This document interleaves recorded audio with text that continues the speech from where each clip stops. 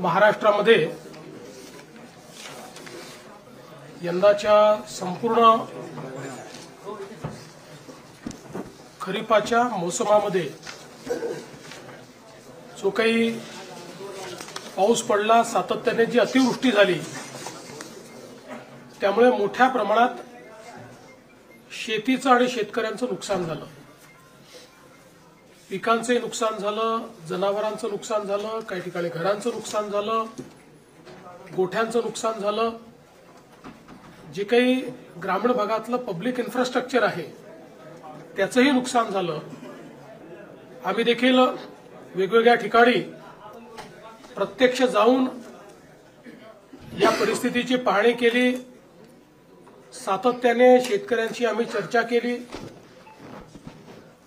आणि एक प्रकारे दिलासा आपल्याला कसा देता येईल याचा प्रयत्न आम्ही केला. तातडीची मदत म्हणून ज्यांच्याकडे नुकसान झालेलं आहे, त्यांना घरामध्ये पाणी शिरलंय, त्यांना 10,000 रुपये देण्याचा विषय असेल किंवा गहू तांदूळ देण्याचा विषय असेल, त्या ठिकाणी वेगवेगळ्या प्रकारे छोटी मोठी मदत जी आहे ती मदत करण्याचं काम आपण सुरू केलं.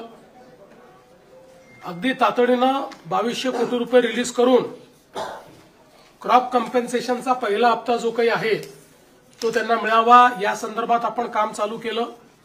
दुधाळ जनावरं जी आहेत याच्याकरता जवळपास 37,500 रुपयापर्यंत प्रति जनावर अशा प्रकारे मदत करण्याचा आपण निर्णय घेतलेला आहे आणि एनडीआरएफ मध्ये 3 जनावरांपर्यंतची जी काही मर्यादा आहे ती आपण काढून टाकलेली आहे. जेवढ्या जनावरांचं त्या ठिकाणी मृत्यू झाला असेल त्या प्रत्येक जनावराकरता राज्य सरकारच्या वतीनं कम्पेन्सेशन देण्यात जाईल. ओढकाम करणारी जी जनावरं आहेत त्याच्याकरता 32,000 रुपये प्रति जनावर देण्यात येईल. कुक्कुटपालनाकरता देखील आपण त्या ठिकाणी जो काही आपला दर आहे तो 100 रुपये प्रति कोंबडीप्रमाणे जेवढं नुकसान झालं असेल तेवढं देणार आहे. विशेषतः खरडून गेलेली जी जमीन आहे हा एक अत्यंत महत्वाचा विषय आहे, कारण शेवटी शेतकऱ्याला सॉईल आणावं लागणार आहे, माती आणावी लागणार आहे आणि त्याकरता मोठ्या प्रमाणात त्यांना त्याची मदत आपल्याला करावी लागणार आहे. आणि म्हणून आपण हा निर्णय केलेला आहे की 47,000 रुपये हेक्टरी त्यांना कॅश कम्पेन्सेशन आणि 3 लाख रुपये हेक्टरी हे नरेगाच्या माध्यमातून आम्ही त्यांना देणार आहोत. म्हणजे जवळपास 3.5 लाख रुपये हेक्टरी हे खरडून गेलेल्या जमिनीकरता शेतकऱ्यांना उपलब्ध करून देण्याचा निर्णय हा आपण या ठिकाणी घेतलेला आहे. ज्या विहिरींमध्ये गाळ गेला आहे, ज्या विहिरींचं नुकसान झालेलं आहे, याकरता एनडीआरएफचे कुठलेही नॉर्म्स नाहीत, तरी देखील राज्य सरकारने एक विशेष बाब म्हणून 30,000 रुपये प्रति विहीर ही मदत करण्याचा निर्णय घेतलेला आहे, ज्यातनं हा गाळ काढणे आणि ती विहीर सुस्थितीत आणणे हे काम देखील आपण करणार आहोत.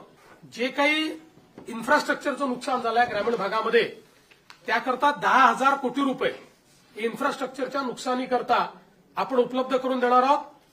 डीपीसीमध्येही 5% अशा प्रकारे पूरग्रस्त भागातल्या कामाकरता आपण जवळपास 1,500 कोटी रुपये हे आपण उपलब्ध करून दिलेले आहेत. एक मागणी सातत्याने यायची, ओला दुष्काळ जाहीर करा, ओला दुष्काळ जाहीर करा.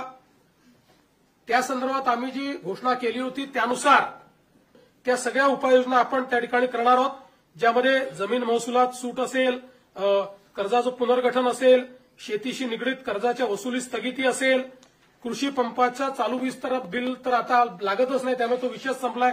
वीज बिल आम्ही वसूलच करत नाही. शालेय व महाविद्यालयीन विद्यार्थ्यांना परीक्षा शुल्कात माफी हे देखील करण्यात येणार आहे आणि रोहिओ अंतर्गतच्या कामाच्या निकषात ज्या काही सुधारणा करायच्या त्या आपण करणार आहोत. आणि विशेषतः अतिवृष्टी व पूर परिस्थितीमध्ये हे जे काही तालुके आपण जाहीर केले आहेत तिथे शेतीच्या वीज पंपाची जी काही वीज जोडणी आहे ती त्या ठिकाणी अबाधित राहील, त्याचं नुकसान झालं असेल तर त्याची भरपाई मिळेल. अशा सगळ्या गोष्टी ज्या आपण दुष्काळाच्या म्हणजे टंचाईच्या काळात करतो त्या सगळ्या गोष्टी आता देखील आपण या ठिकाणी लागू केलेल्या आहेत.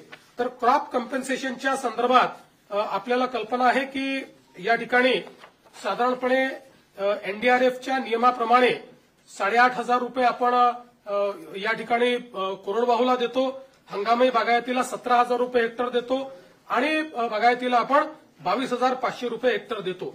त्याप्रमाणे जवळपास या ठिकाणी आपण 65 लाख हेक्टर करता 6,175 कोटी रुपये देण्याचा निर्णय केलेला आहे. ते पैसे आपण देणार आहोत. आणि याच्या व्यतिरिक्त आपण हा निर्णय केलेला आहे की आता आमच्या शेतकऱ्याला किमान रबीचं पीक घेता आलं पाहिजे. त्याकरता बियाणं असतील किंवा इतर गोष्टींकरता आपण प्रति हेक्टरी अतिरिक्त 10,000 रुपये देण्याचा निर्णय केलेला आहे. त्यामुळे याकरता देखील 6,500 कोटी रुपये आपल्याला लागणार आहेत. म्हणजे आता जर आपण विचार केला तर जो कोरडवाहूचा आमचा शेतकरी आहे यांना हेक्टरी 18,500 रुपये मिळतील. जो आमचा हंगामी बागायती शेतकरी आहे त्याला 27,000 रुपये हेक्टरी मिळतील आणि जो आमचा बागायती शेतकरी आहे त्याला 32,500 रुपये हे हेक्टरी देण्याचा निर्णय केला आहे. याच्या व्यतिरिक्त अगदी कन्झर्वेटिव्ह साईडला जरी आपण पकडलं तरी ज्यांचं पूर्ण नुकसान झालेलं आहे अशा शेतकऱ्यांना साधारणपणे 17,000 रुपये हेक्टरी विम्याचे पैसे मिळतील. त्यामुळे आपण जर बघितलं तर ज्यांनी विमा उतरवलेला आहे अशा शेतकऱ्यांना साधारणपणे त्यातले जे कोरडवाहूचे शेतकरी आहेत त्यांनाही 35,000 मिळतील आणि जे बागायती आहेत त्यांना तर 50,000 प्रति हेक्टरच्या वर एकंदरीत पैसे जे आहेत ते या ठिकाणी प्राप्त होणार आहेत. आणि साधारणपणे आपण जर एकूण राज्य सरकारने या ठिकाणी जो काही आता याच्यावर नियतवेळ दिलेला आहे त्याचा एकत्रित अंदाज बांधला. आम्ही याच्यामध्ये साधारणपणे इन्शुरन्सचे पैसे जे आहेत ते 5,000 कोटीच पकडले आहेत, पण आमचा अंदाज आहे 7,500 ते 10,000 कोटी रुपये आम्हाला त्यातनं मिळतील. पण कन्झर्वेटिव्ह अंदाज आम्ही पकडलाय कारण त्या संदर्भात अजून क्लेम जाणे आणि ती सगळी प्रोसेस होणे आहे. पण हा जरी आपण पकडला कन्झर्वेटिव्ह अंदाज तरी एकूण राज्य सरकारच्या वतीनं 31,628 कोटी रुपयांचं पॅकेज हे आपण या ठिकाणी देतो आहोत. आपण जर विचार केला तर निव्वळ क्रॉप कॉम्पेन्सेशन करता आपण याच्यामध्ये जे पैसे देतो ते देखील जवळपास 18,000 कोटी रुपयांपेक्षा जास्त आहेत. म्हणजे मला असं वाटतं की आतापर्यंतच्या इतिहासात सर्वात जास्त पैसे हे क्रॉप कॉम्पेन्सेशनला देण्याचा प्रयत्न या ठिकाणी आपल्या सरकारच्या माध्यमातून आम्ही केलेला आहे.